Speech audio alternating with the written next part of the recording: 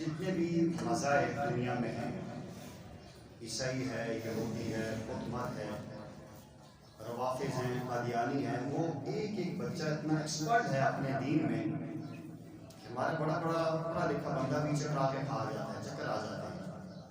اور ہم مسلمان اتنے کمزور ہیں کہ ہمیں اپنی اسلام کی بنیادی باتوں کا پتہ نہیں ہوتا۔ جس کا جی چاہتا ہے کبھی ہمیں قادیانی بناتے ہیں ہمارے بچوں کو، کبھی کرسچن بن رہے ہیں، کبھی روافظ میں جا رہے ہیں۔ کیا وجہ ہے کہ ہمیں یا ہماری مٹی زرخیز نہیں ہے، یا پھر ہم بنجر زمین میں رہتے ہیں کہ ہمارے نوجوانوں میں جذبہ ہی نہیں ہے۔ اس لیے خصوصاً چلو بزرگوں سے تو ہم شکوہ نہیں کرتے، وہ زندگی گزار بیٹھے ہیں۔ نوجوان بچے اس چیز کو اپنی غنیمت سمجھا کریں کہ اللہ نے آپ کو موقع دیا ہے، ضرور سیکھیں، ضرور بیٹھا کریں۔ خود تو آپ کے پاس ٹائم نہیں ہوتا، یہ بیٹھ جائے کریں، انشاءاللہ اس کا فائدہ ہوگا۔